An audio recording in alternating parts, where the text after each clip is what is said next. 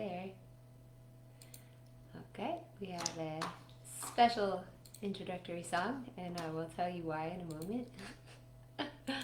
I'm just going to enjoy this one, alright? I hope you enjoy it with me for a while. We're going to just let this one roll till the chavrek comes on. I love this song.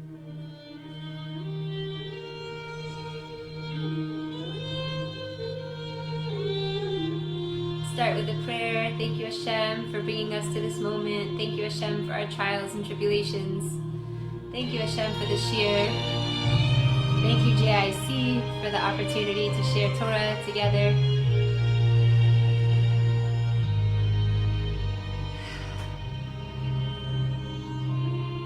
We'll start with a sing-along, and if you're already watching, you get to guess why would we use this song for this week's Parsha.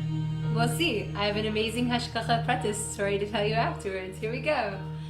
When I am down and oh my soul so weary, when troubles come and my heart burden me. Come on, you know you like this song also. I saw him in concert, I have to be honest. In the silence till you come and sit a while with me. You raise me up so I can stand on mountains. You raise me up to walk on stormy seas. I am strong when I am on your shoulders. You raise me up to more than I can be. Come on, this is like at-home karaoke and Shiur all in one. Okay, so can you guess why we are using this song for this Parsha? Whoever guesses gets 2 points. We have to wait for like the choral part where it gets like really inspiring before I bring it down, okay? Alright. It's coming, get ready. Maybe. I think this is it. You raise me up so I can stand on mountains. Stand on mountains. You raise me up to walk on stormy seas. I am strong. Okay, I'm still waiting for the choral part. It's great. We gotta get there, okay? Your shoulders, you raise me up to more than I can be. Okay, here we go. Here it comes. I think. Yeah, here we go. You raise me up so I can stand on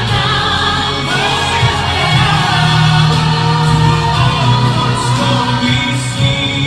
Stormy seas. I am strong when I am on your shoulders. Raise me up to more than I. Yeah, you got it, Raquel. You raise me up so I can stand on mountains to walk on stormy seas. I am strong when I'm on your shoulders. Very good, very good. We got a guess.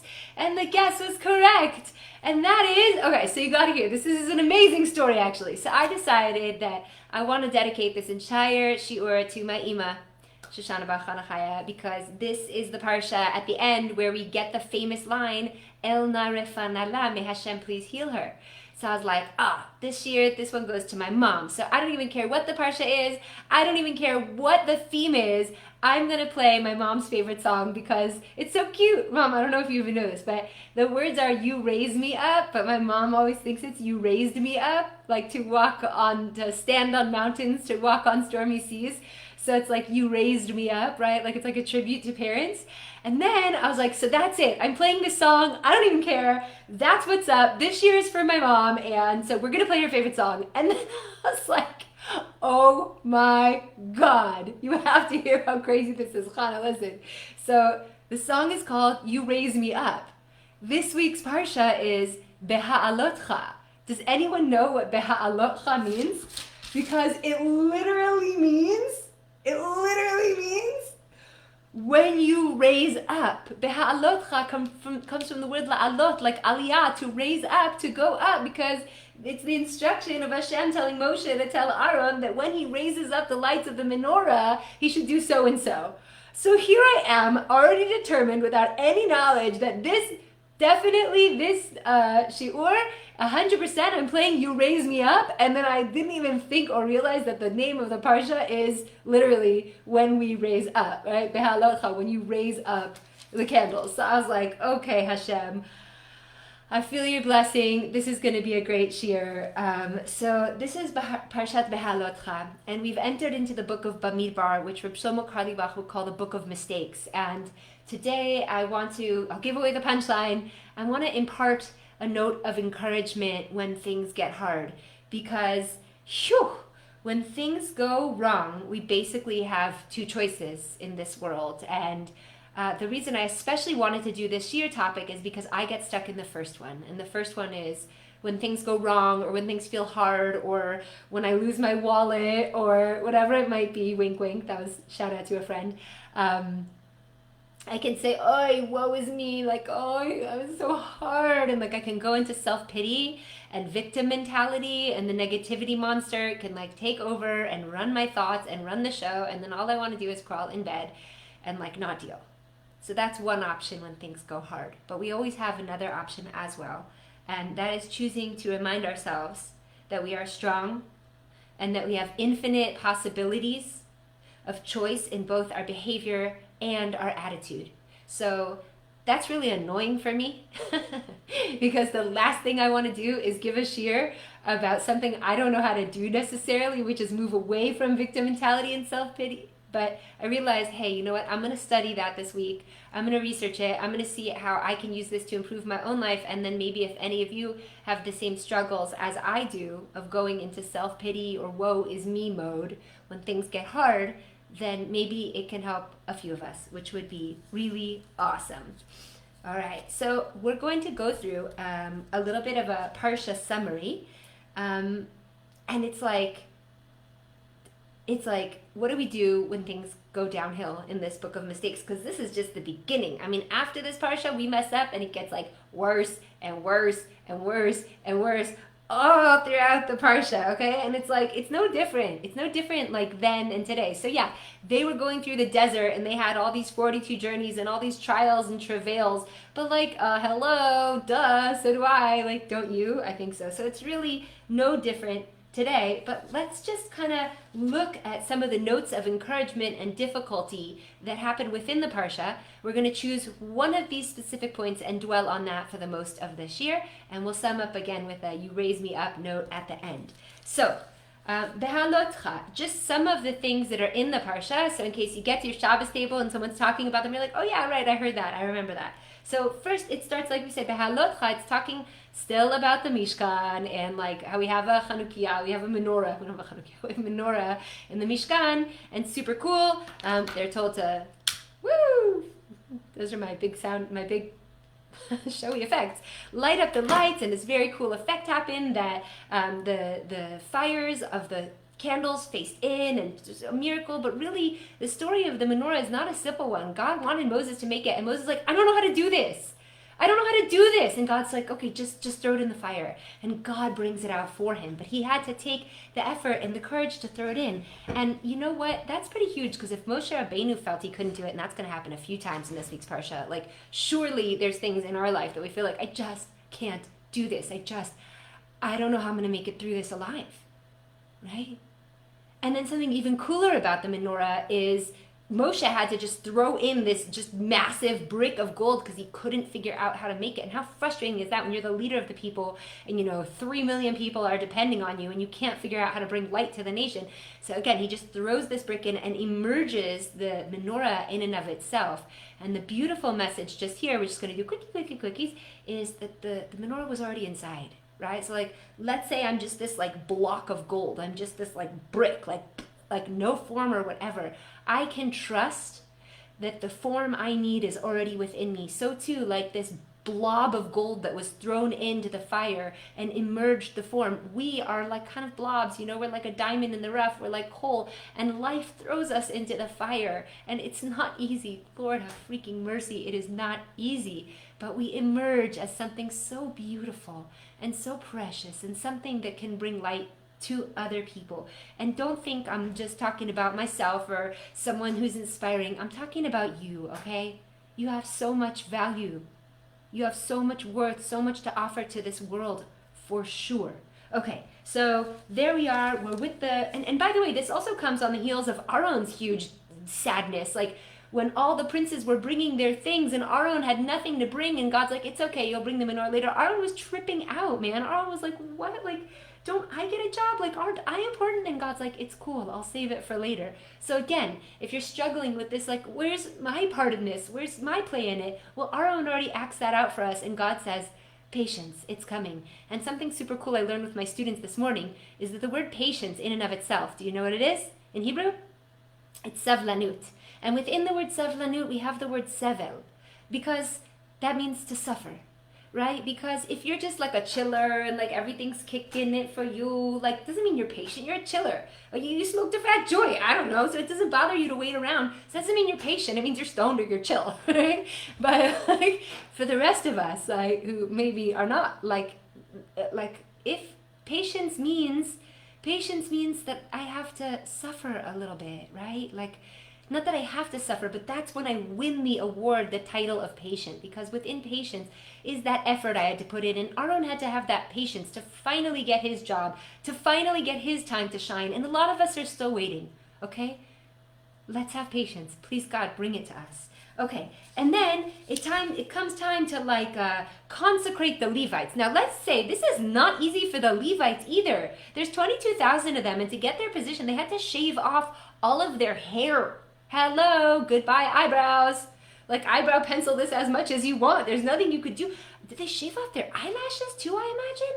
All of their body hair, their leg hair, their other hair, their head hair. Like, this is not easy. The Levites had to step up to their position of leadership, but it was on their dignity. Hello, look at all these trials and tribulations. And how did they have to consecrate the Levites? Pardon me, I just need a drink of water. I already made a bracha.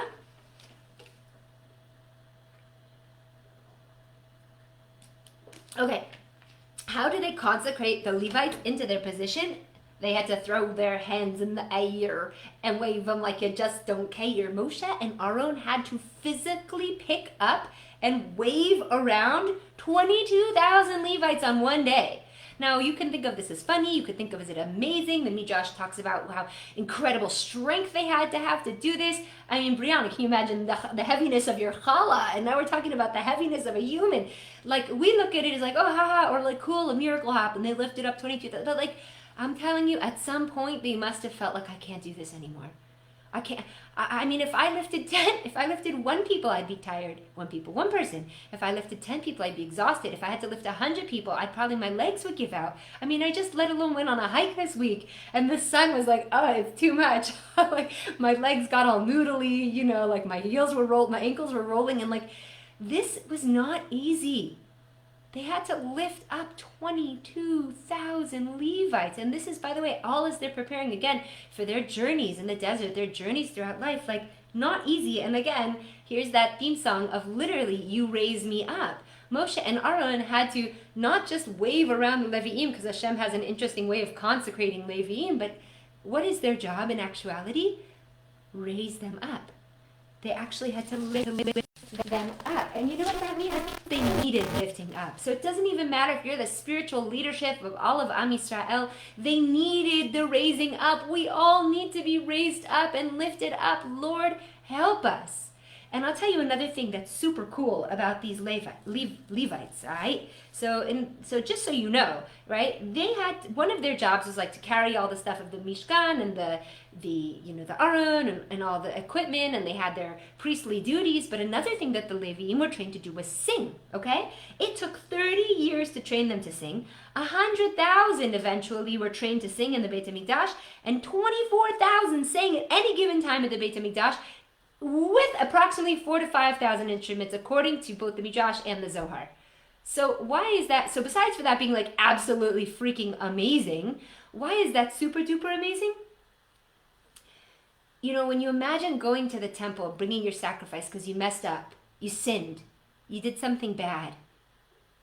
Like, what do? You walk into the temple with like your goat and your ox and like your head hung and like you're kind of standing there like, sorry, I messed up. No, you walked in and on either side of you, there's like bleachers with like 24,000 Leviim singing and like an orchestra of 4,000 to 5,000 people, and they're not there for no good reason. They're not there just to make beautiful music. They're there to encourage us, because when we mess up, again, we need encouragement. And if we don't have it from the outside world, we do need to give it to ourselves. But like, wow, we barely just opened the Parsha and we see Moshe had a hard time making the menorah and Hashem needed to raise him up. He didn't even figure it out and it still came from within. We have the Aaron didn't even get his job, and finally with patience he has to get his job. And then the Leviim, and they had to get shaved everywhere, and like, oh my gosh, I don't think I would look very good all bald, That's not easy. Oh my gosh. And then Moshe and Aaron have to lift them up and raise them up with incredible strength.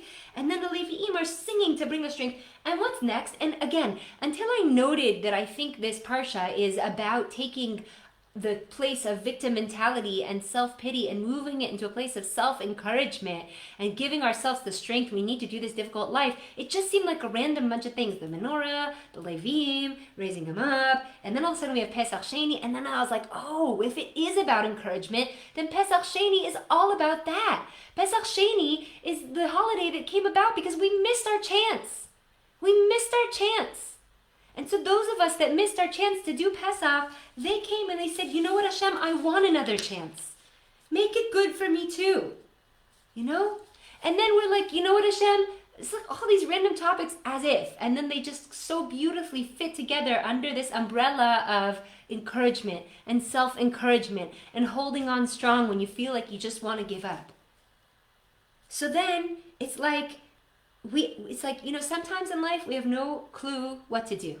We don't know how to move forward. We don't know what career move to take. We don't know which direction to be in with relationships or with our family, what to do with our children, special education. Like, it's zelo pashut, it's not easy. But you know what's amazing?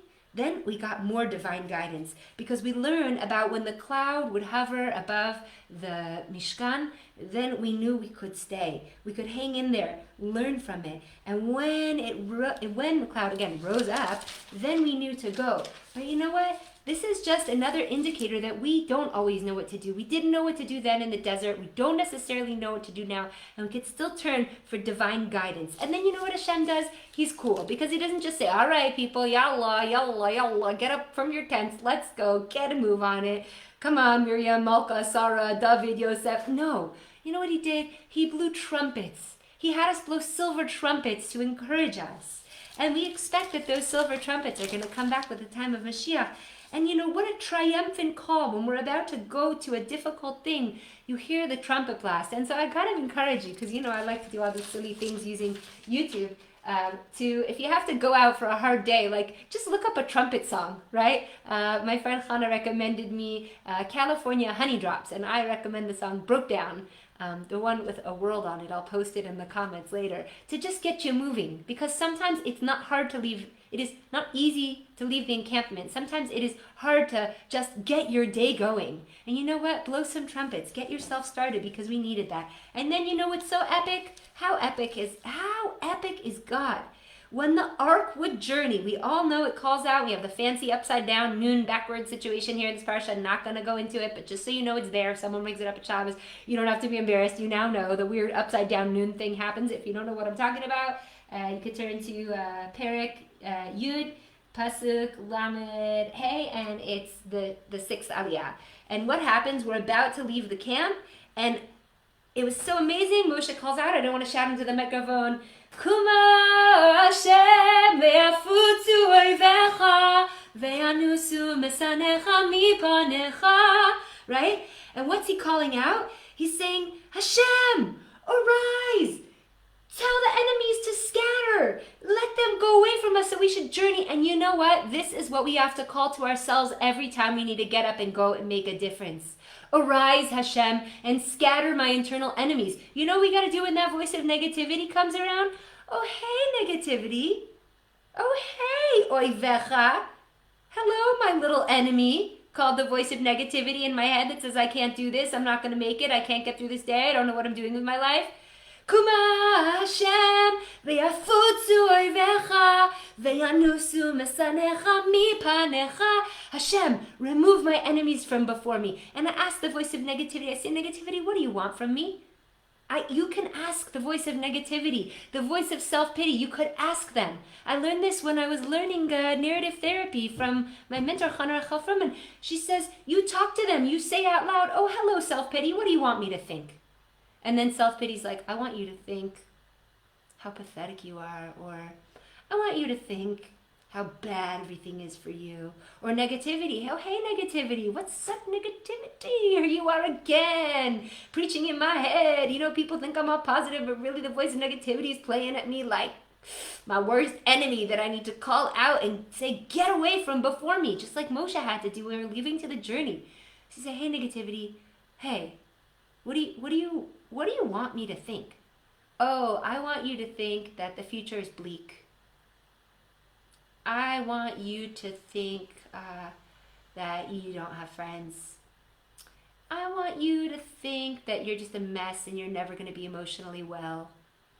Yeah, that's what I want you to think. And then I realized like this. Wow, what if a friend said that to me?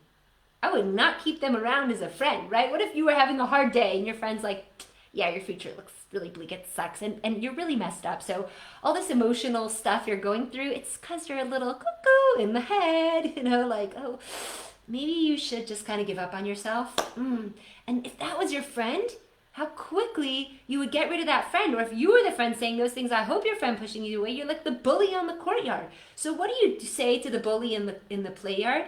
You say, yo, get away. That's not okay. You're not allowed to speak to me like that. So too we must speak to these voices of negativity, of self-pity that come in and try to make everything bleak and blah and bland and make me feel like I'll never have it together emotionally. Kuma Hashem. Enemies, back off. Negativity, back off. Get away. You're not welcome here. Thank you very much. Goodbye. What was that thing from the 90s? Tuck to the hand because the face don't give a dang, right? But really, we have to learn from this week's parsha. When everything seems like it's keep messing up and these challenges keep happening and we don't know what to do, we stop, just like when the Aaron journeyed, and we call out and we say, arise, Hashem, let my foes be scattered, right? Let those who hate me flee before me. The Yetzer Hara will fill my mind, your mind, with all of these internal enemies as soon as we let it, until we say, talk to the hand. Negativity. And I really, really encourage this practice. I have to practice this many times a day. Many times a day when these negative voices come into my head or self-pity comes and I feel woe is me or my life is so sad or da-da-da-da. I have to speak to them and I say, yo, Yetzer Hara of negativity, back off.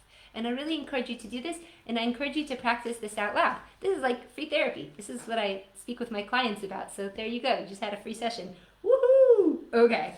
But unfortunately, I think that our struggles in the desert, just like our struggles today, Well, they took a winning win on us, and eventually we start complaining and complaining and complaining about the food. Why do we just don't want this man? Why we want meat? We want meat. We want meat, right? And this is the parsha where Hashem sends quail for like a month straight, and could see the quail like, I think it's like I somewhere in the midrash, but I didn't take a note on it, like 15 feet high for like a mile, as far as you could see it in either direction. There's just like dead quail piled up because of all our complaints. And at some point, our greatest leader, the greatest of us all, breaks, and he's like, I can't, Moshe, I can't take this anymore. I can't take this anymore, Hashem. I can't take this anymore. Why? Kill me. Just kill me now, Hashem. I can't do this. I can't do this. And if you think I'm being dramatic, I don't know how you look when you're having a meltdown, but that's how I look when I'm having a meltdown. And we don't have to feel so alone, because this is what Moshe Rabbeinu went through, right? So if you're having a tough time in life, my friend said today, tough times, what is the quote?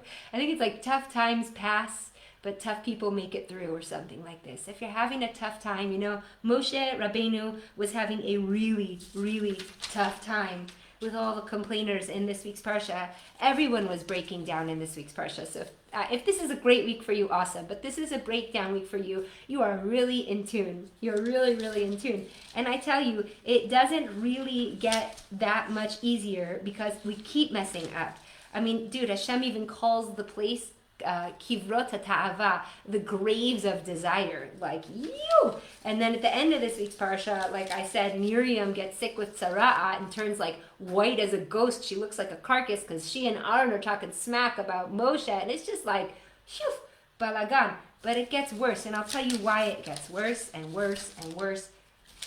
Sorry, just to be real, but like, not to say worse, but like, this is the book of Bamidbar. You know, I'll tell you what happens in the rest of the Bamidbar, because I was talking to a friend today, and I was like, but when does it get easier, right? Like, when you're in a hard period of life, it's not like you have this attitude, or maybe you do. Maybe I need to learn from you. Maybe it's not like, it's like, oh, this is going to pass. This too shall pass. Like, Gamzu Latova, life is great. I heard one girl say that. I was like, wow, you're amazing, right? Shout out to you if you know who you are. But like, when I'm in a tough time, I don't feel like, oh, this too shall pass. Like, I just feel like, oh my God, this is never going to end. And then I looked in the Bible and I said to my friend, it's true, it really doesn't end. We leave Beha'alotcha, and next week is the spies, and everybody knows that the spies, it gets even worse, and their tongues fall out, and their bodies implode, and the people are crying, and then we're decreed to wander in the desert for 40 years. That's a really big deal, and we're decreed to die in the desert, and then there's idolatry, and then there's Shabbat desecration, and then there's rebellion, and then the week after that is Korach, and people are getting swallowed up, and oh my God, and then poor Moshe, and then people are afraid, and then, oh my gosh, it doesn't get easier. You think it gets easier? No, not at all. We get into Chukat, and the fiery snakes attack us, then Miriam dies, then Aaron dies, then, oh my God, then Amalek attacks us, and then like, oh my God, then there's like a battle, and then there's Balak trying to curse us, and everyone trying to wipe us out, and I'm just like flying through the Chumash to tell you that literally until we get to the end of the book of Bamidbar, then there's Pinchas and Guzbi and Zimri, and people are getting slain, and people are making out in front. It's just like, oh my God. Literally until we reach the end of Bamidbar, which is essentially the end of the Bible, because Dvarim is just a repetition of everything that happened. It's really, really hard. It's really not easy. These life journeys, whew. I don't know, am I alone? Am I the only one that feels like that? But again, why am I bringing this all up? Because in this week's Parsha, we're given the choice to take it one way or the other. And I believe we took it in the wrong direction in this week's Parsha, and that's why it snowballed. And we complained a little bit this week, but then next week we get the spies, and next week people start dying, and the next week more. So here's what I want to point out, and this is where I want to now take it into the psychological realm, where we learn about self-pity and about victim mentality and what's really happening there when we experience these things, and then how to move up and out of it. So I'm just going to read straight, just from the commentary in the bottom of the Artzvol Chumash, from chapter 11, 1 through 3. And it says like this, and this is really what struck my mind. It says, the complainers. When the people left Sinai, which was not far from populated areas, to venture into the great, desolate, and unknown wilderness, they grew frantic and wondered how they would be able to survive. And again, this is just like our life. Okay, we don't live in a desert, but we have these same frantic-y, panicky moments, and we don't know how we're going to make it through, be it our health or our finances or our relationships. They acted as they were truly in pain and had a right to complain and bemoan their fate, says the Ramban. Now here's the part that really caught me. This is what Rashi says.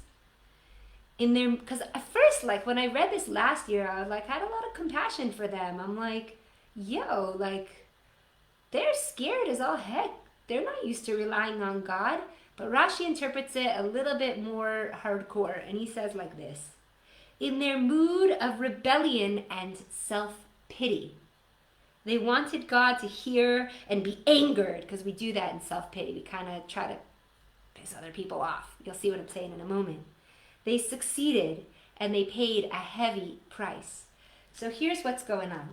All this stuff is really challenging. And what do? We did not turn to self-empathy, self-compassion. We did not turn to emunah and bitachon. We went into woe is me mode. So, as I usually do, I turn to the internet to just kind of give me a sense of whatever topic I'm researching. And I looked up self-pity and I was like, oh my goodness, this is like really intense. I'm just going to read you some of the quotes I found. Self-pity is an epidemic. Self-pity is a sin. It is a form of living suicide, says Charles J. Shields. This is what Helen Keller says. Listen what Helen Keller says about self-pity. She says, stop feeling sorry for yourself. It's not going to help the situation. It'll only help you to wallow in a state of apathy, playing the victim, the kind of person that things happen to, but they can't do anything about it. Again, remind yourself, this is Helen Keller. By stopping feeling sorry for yourself, you can actually get on and do something about it. If you want to be happy, stop feeling sorry for yourself. Self-pity is our worst enemy, and if we yield to it, we can never do anything wise in this world.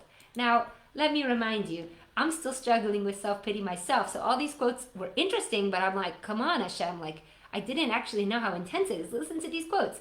Self-pity is easily the most destructive of the non-pharmaceutical narcotics. It is addictive, giving momentary pleasure, and separates the victim from reality, says John Gardner. Self-pity is an awful thing. It's wallowing and blaming, justifying. It's attracting negativity more and more. Self-pity, says Anthony Martin, is spiritual suicide. It is an indefensible self-mutilation of the soul. Like, dude, I knew it wasn't good when I'm feeling self-pity. Like, I knew it wasn't good, but I didn't know how commonly the world agrees that self-pity is like spiritual suicide. Like, that's a big thing to say. In life, says Howard Schultz, you can blame a lot of people and wallow in self-pity, or you can pick yourself up and say, listen, I have to be responsible for myself. Negative effects of self-pity, says this one coaching study. Self-pity keeps you from believing in God, yourself, and others. It separates you from team, family, friends, and resources. It paralyzes you into inaction, keeps you focused on the past. Self-pity keeps you from seeing the great future possibilities.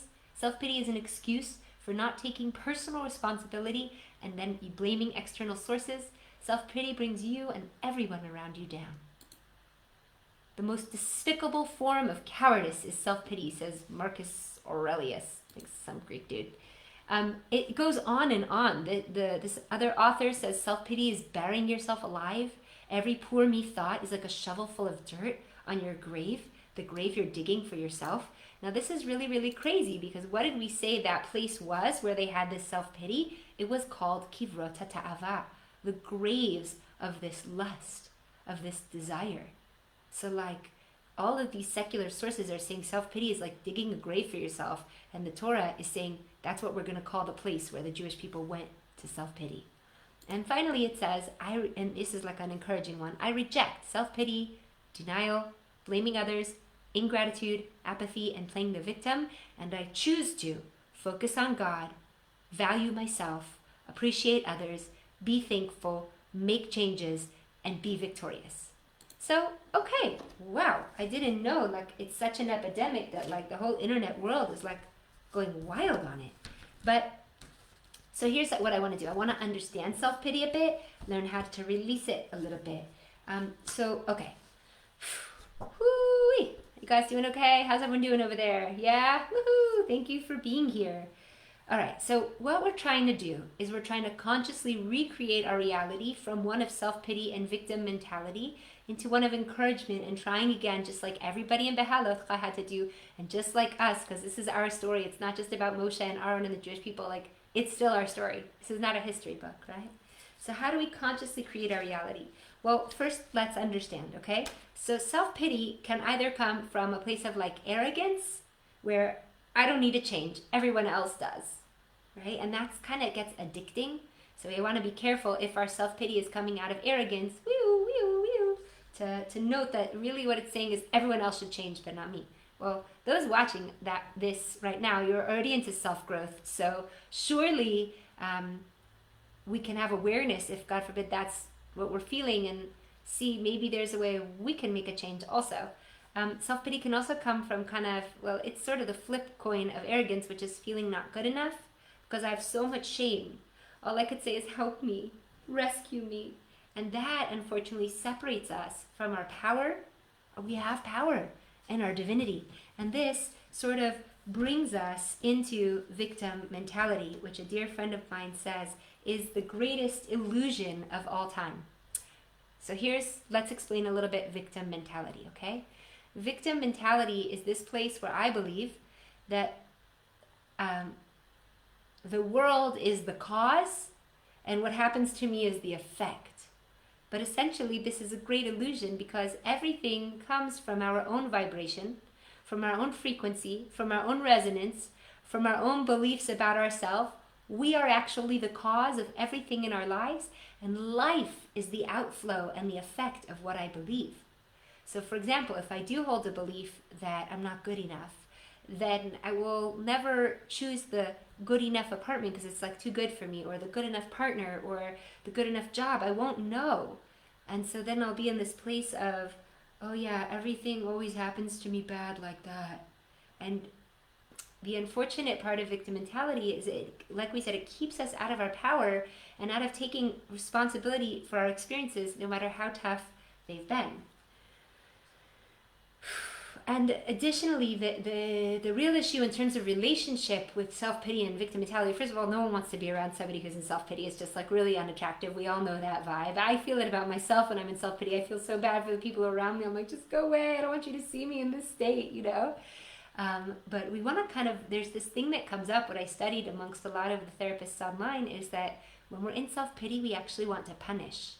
We want to kind of punish other people, because we feel so misunderstood and so unappreciated. We're not getting what we want. We're so angry about it.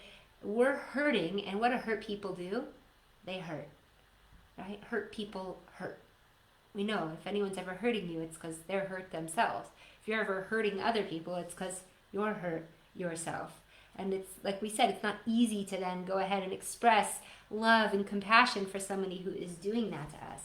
So let's go into like how this happens, okay? Like, how does it make sense that my vibe or my frequency can put me into a place of self-pity? So everybody's heard of this thing called the law of attraction. Well, it's not actually a law. It is a concept. We do believe in the general concept that, you know, what you think about expands, or we believe in resonance, right? Like we all know if I do A, the note, and there's a guitar across the room, which there is, then the A string microscopically is going to resonate very, very small if I looked under a microscope, because there's resonance, right? So in other words, if I am resonating, if I am vibing in a negative internal belief, or some would say a shadow belief, then things in the world that match that shadow belief will appear in my life. So I was working through a shadow belief called I'm unsafe, right? I have this internal belief that I'm unsafe, okay? I discovered this belief with some work through coaching, and I started realizing how many circumstances played out in my life where I felt unsafe. Like somebody like came into my property and like came running up to my door screaming, and I had to like Don't worry, Mom and Dad, everything's okay. It was a few months ago. But I had to like run into my house and like lock the door behind me. And as I'm working through this belief of unsafe, it happened a few more times. These crazy circumstances would happen where actually I was unsafe because I was holding this belief of being unsafe, and therefore it was resonating like the A string, and unsafe was like coming at me in all these different circumstances in my life. So yeah, I'm responsible for those things because life is not the cause and what happens to me is the effect. I'm the cause and life is the effect. This is why it's so incumbent upon us and so important to do our work to raise our vibe in this world. I saw this one quote online by this man named, I was watching a video, Aaron Doty. He said, we don't get what we want in life. We get a reflection of who we are being, who we feel that we are. Who we're being is like really what I believe myself to be. I'm just going to read that again because I think it's really profound. We don't get what we want in life. We get a reflection of who we are being, and that includes our beliefs about ourselves. Does that make sense? So,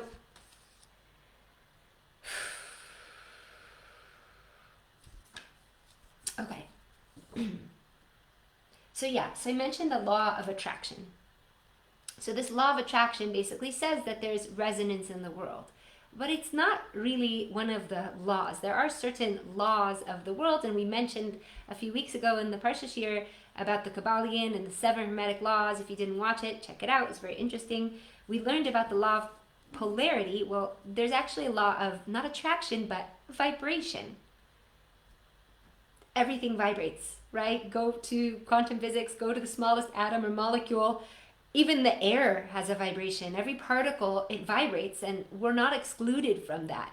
So if the law of vibration, or let's say the law of attraction, stipulate that whatever I'm vibing is what I'm going to attract, like we mentioned with resonance, then I have to understand that if I'm vibing a low vibe, I'm going to attract low vibe circumstances. Self-pity is a very low vibe and will attract more negative circumstances. So if you're ever stuck in a rut in your life, you might want to note, why does everything keep happening bad? Well, because I am projecting from my core an internal vibration and resonance of low things. And so what will meet it, like the guitar in my voice, other low circumstances. And this is exactly what we see unfolding in Bamidbar, because we had 2 choices. And we still have these 2 choices. Wallowing in self-pity, or choosing to believe an attitude of I am strong, I got this, it's not the end of the world, and everything's going to be okay. Now, I'm not preaching to you, I'm preaching to me. Please bless me with this, because I need this so much. I'm just did a study and some research on how it connects to the Parsha and how we can deal with it in our lives, but God forbid I'm not preaching to you. So, what do we do? Like, what if I have a low vibe? Like, what the heck am I supposed to do about this? Well, there are actually things we can do to raise our vibration, to raise our human frequency. So we have like a default frequency, and that is basically based on, like I said, our internal belief system about ourselves. And this will include our thoughts, our emotions, and our actions, and how we function in the world.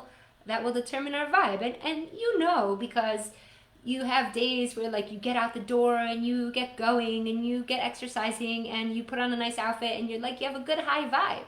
You feel the high vibes.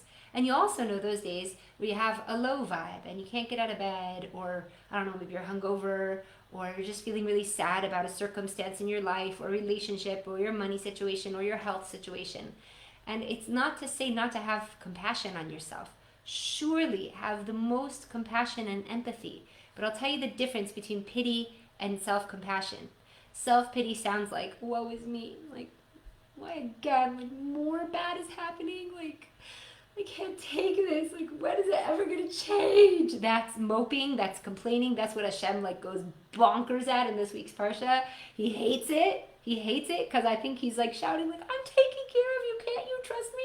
So Hashem hates when we go into self-pity. But self-empathy and self-compassion are different. That's holding your heart and saying, wow, Nili, this is really hard for you, huh? I'm so sorry, Mama. I'm so sorry. I know this is hard. It will pass. You're going to make it through.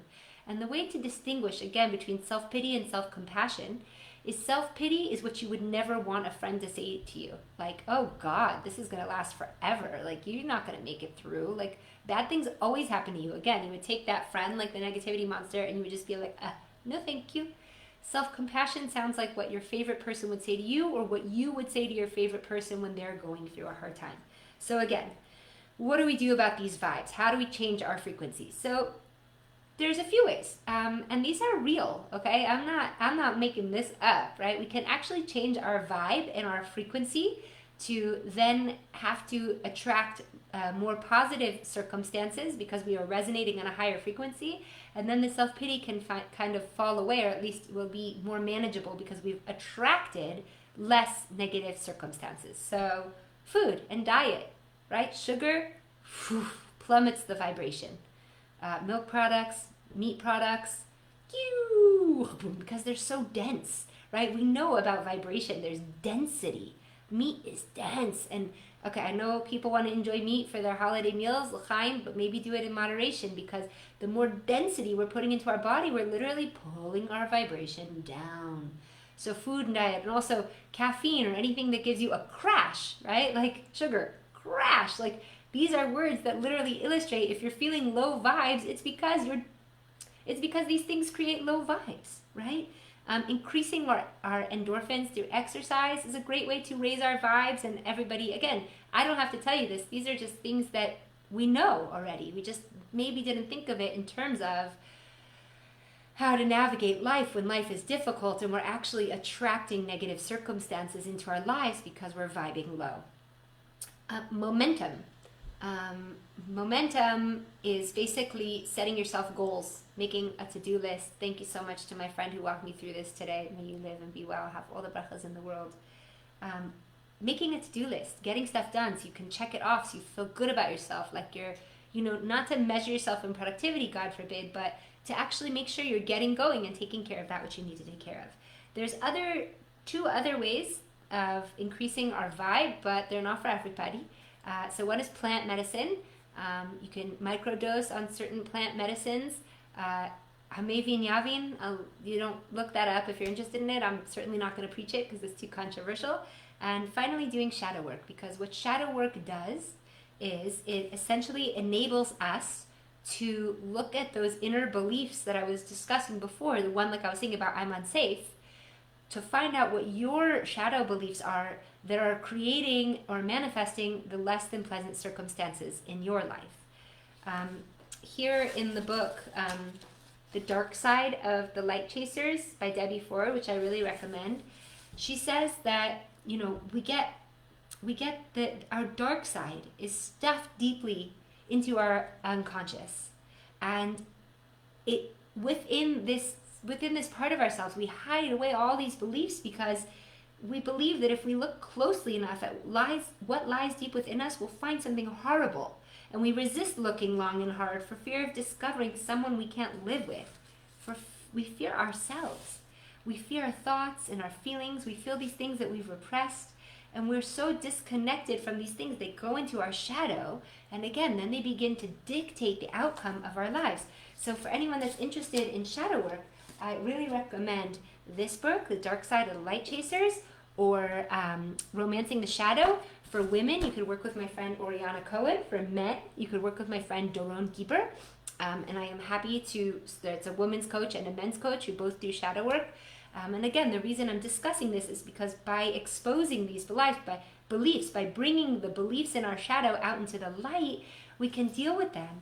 We can work through them. We can unpack our internal baggage, and then our vibration rises, and that which we believe about ourselves, right, which we be, which we are, which we discussed before, it can raise. And like we said, it's not, I'd like to find the quote again, we don't get what we want in life, we get a reflection of who we are being.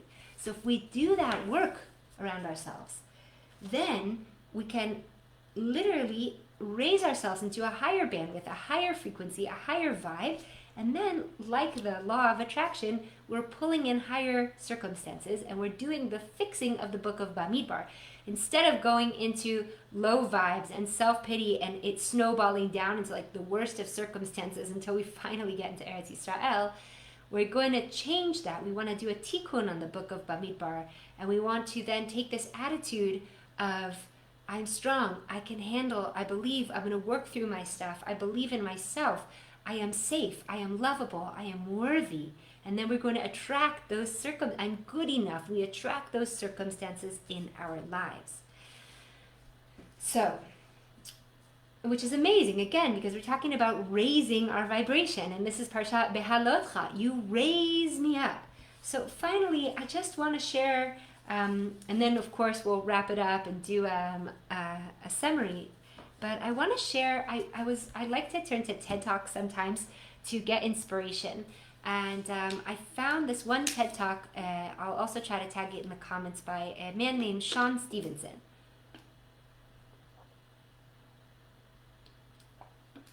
And he gives a talk called The Prison of Your Mind.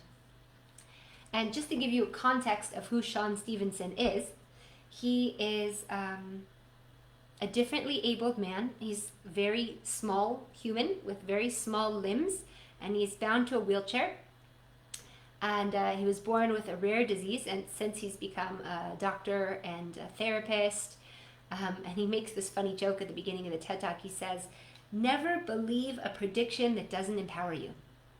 This is his number one rule out of the prison of your mind, out of the prison of self-pity and victim mentality. So why is this amazing? Because he says when he was born, the doctors all predicted he would die within a day. He said 35 years later, all those doctors are dead, and the only doctor still around is me. So it was very inspiring. But he says to get out of the prison of your mind of victim mentality, you want to never believe a prediction that doesn't empower you. And he says if you believe a prediction about yourself, either from within yourself or from other people, that does not empower you, you will wither away and die. Maybe not physically, but certainly spiritually. And this is very in tune with God, because God is saying, I'm going to throw difficult stuff at you. Don't believe the difficult stuff. Believe that I can do miracles. I am the Lord your God. I took you out of Egypt. I'm taking you to the land of Israel. I have been with you throughout every day of your life. Let's give this some hope.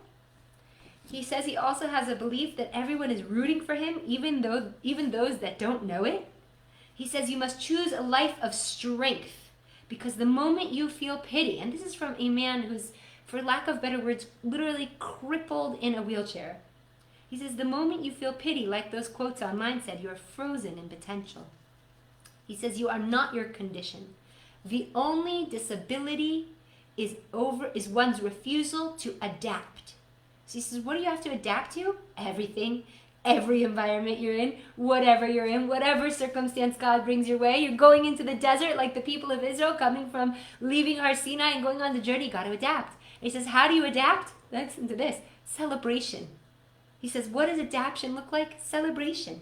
He says it's an attitude, a belief in yourself, a belief that you do bring value to the human race, no matter what your current condition or status is, and you are worthy of being celebrated. You know, if life was ending,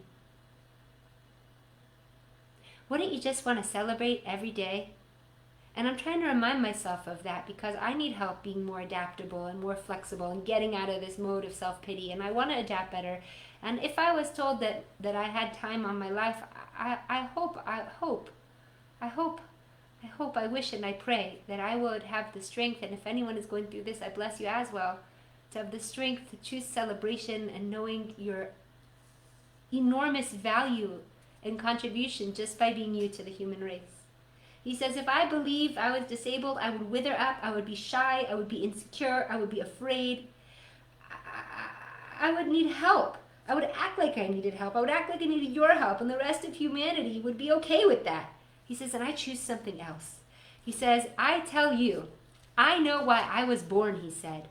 I was born to rid the world of insecurity, and I hope it helps you find out why you were born too. He said, I was born to rid this world of insecurity, because when a human being is insecure, and again, that's all the woe is me, the self-pity, the victim mentality, it's all insecurity. He says when a human being is in insecurity, we do stupid stuff. Why? Because we feel like we're not enough. And then we chase external validation and external objects to tell us we're enough. And I thought this was fascinating because when we went into self-pity in this week's Parsha in Beha'alotcha, what did we want? We wanted taiva. We wanted quail. We wanted meat. It was hard in the desert. It is hard in life. But when Rashi comments that Hashem was so angry because we actually went into self-pity, what's the next thing we did? Stupid stuff. We cried out for quail. Dude, we had like hundreds and thousands of livestock with us.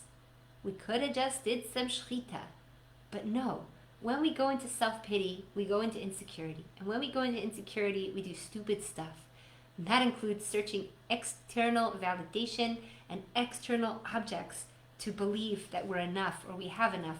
And I just love looking at the Bible through a psychological lens because it gives the stories such richness and such much more application. Because listen, I don't know about you, but if you read Beha'alotcha and you're like, okay, so the priest raises up a Norah, then he raises up some Levites, then they complain, then they want me. It's like, come on, how does this apply to my life in 2021? But when I look at it at the frame, thank you Rashi for pointing out self-pity. When I look at it through a psychological framework, I see I'm literally going through the same thing, and I wonder if you are too. And he says, this Sean Stevenson, most inspiring guy, you can't feel sorry for yourself. When you feel sorry for yourself, you will wither. And it also doesn't mean we bully ourselves, right? It's like, oh, come on, get up, you need to do this. Like, never, ever, ever to bully ourselves because we can't afford this. We have to love ourselves, he says. He says the real prison of our minds, is of our minds. We all have it. He says salvation is not on the outside. And he says that the true freedom, again, reminder, we're still coming out of Mitzrayim, right? We're still just leaving Har Sinai to journey into becoming ourselves in the desert, the wilderness of our lives. He says that the true freedom is dropping out of the mind, out of the victim mentality, out of the self-pity, and dropping into the heart. Because he says this heart, this beating thing, is sending, it's not just, it's doing more than just sending blood to the extremities. And he says this pumping his chest. It was so profound. He says, what is it doing, this heart, when we go into heart space of self-compassion, of encouraging ourselves when times are hard, of giving us ourselves strength we don't believe we could even have? He says that this heart is sending emotional possibilities, infinite possibilities of choice into our behavior, into our life, into our attitude. And when you love yourself, when you give yourself strength and encouragement, even when all you want to do is be in self-pity and victim mentality, when you love yourself, you learn to master your emotions, and then, and only then, are we free. So I call a lot of friends when I'm doing research for the Parsha Shiur because I really just value what my friends have to teach me. And one friend who wished to remain anonymous says, in this life, and this has proven so true in my life, and I wonder if yours as well, we don't know what's going to be the next minute, the next month, the next 6 months, the next year. We don't know. And either we have two choices, like we said in the beginning. Either we can have faith in God, bitachon, not just I know there's a God, but that God is taking care of me, just like he did in the desert, just like he always has, even through the hardest of times. I can have faith in God and in myself, or I could have faith in my own perception that everything sucks and woe is me. Why do all the hard stuff happen to me? So yeah, I was in a yoga class last summer and the teacher, Katie Purcell, said, life doesn't happen to you.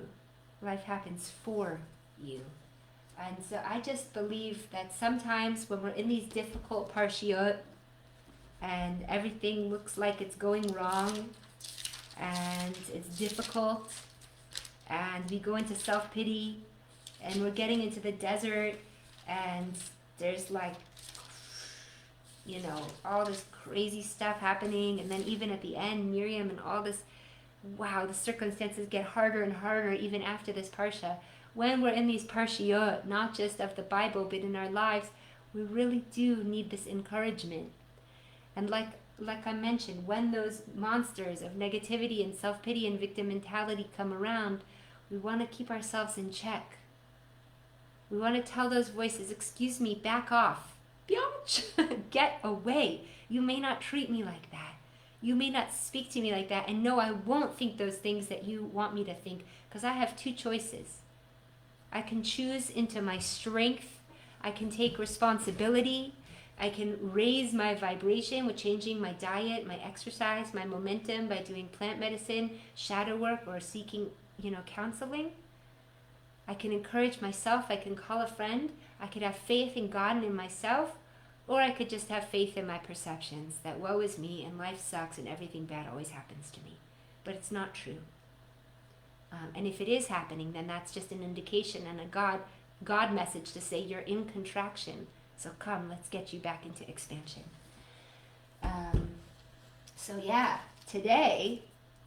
Today we covered a lot in this parsha. I'm just going to really quickly go over what we went through, if I can get all my notes in order. We had this amazing miracle. I had this amazing miracle where I chose for my holy Ima, Elna Rafanallah, to play You Raise Me Up, because she raised me up to stand on mountains. And then we realized that that's actually everything the parsha is about raising me up. Beha'alotcha, he raised the menorah, he had to raise the Levites, there was some other things they had to raise later on. So we talked about, when we're going through a tough time, it's not the tough time. I'm not the tough time. That's just a phase. Tough times don't last. Tough people do. And so we looked at all the trying circumstances in the parsha, from when Moshe couldn't do it, to when Aaron couldn't get his job, to when they had to lift 22,000 people, and that wasn't easy, to the Levites who encouraged people through their song at the Beit HaMikdash, to Pesach Sheni, where they wanted another chance, to having to wait for the cloud, wait for God to tell me what to do, go forward, not go forward, to having those trumpets sounded for us to encourage us, because we really do need encouragement, and it's not always going to come from other people, and sometimes it has to just come from yourself, and to really do that for other people. And we had this call out from Moshe before we left anywhere that again was so encouraging. Kuma Hashem yafutzu oivecha. That before we go into these victim mentality voices, the self-pity voices, the voices of negativity, we say, Hashem, I need your help. Kuma Hashem yafutzu oivecha. Get your enemies away from me, Hashem. I don't need these negative voices in my head. I need the voices of encouragement. And we saw what happened in this week's parsha and in the rest. And Moshe breaks down and he even says, I can't do this anymore. And Hashem says, you can do this. You mamish can do this. And we learned that what happens when we made the decisions, like Rashi said, into self-pity and into the voice of negativity, into the victim mentality, our vibe was low and low and low, and we were attracting, like the law of attraction, or like really actually more honestly, the law of vibration. We were attracting all these difficult circumstances during the book of Bamidbar. And that's not for nothing either, like we go through the contractions for the expansion. So even if you are stuck in a place of self-pity or wallowing, even though we learned that it's spiritual suicide, that it's not for nothing. We go through the difficulties to expand. We will eventually come to receive the land of Israel and our embodied self. The land of Israel, it's, I learned from Chabad Chassidut that it's like the neshama coming into the body. When the people of Am Yisrael went into Eretz Yisrael, it was like we were embodied. And that's what this whole journey of life is really about. So even when everyone's freaking out, that we're going to raise it up. We have to Beha'alotcha ourselves, that we remember we're above the Teva. We can trust in Hashem. We can pray to Hashem, El Narefanallah, Hashem, heal us from these woes of self-pity, from this epidemic that the world is literally in right now. Heal us, help us understand it, help us release it, help us consciously create a more beautiful reality for ourselves, where we're neither in the paradigm of arrogance nor not good enough, where we take responsibility for the things in our life, and we realize we can change, not everybody around us has to change. And so that we begin to get what we want in life, because it's a reflection of who we truly are, which is these encouraging, faithful, humans that are continuing to raise ourselves up when it's hard and to raise each other up when it's hard. And on that note, we'll just play back a little bit of Josh Groban to finish us off. And thank you for watching, and thank you, JIC. Thank you, Hashem. And may we Beha'alotcha, may we always raise ourselves up and raise each other up. And we can do this. This is our job. We're Am HaNetzach. We're supposed to bring Mashiach. Please, Hashem, help us get there. Amen.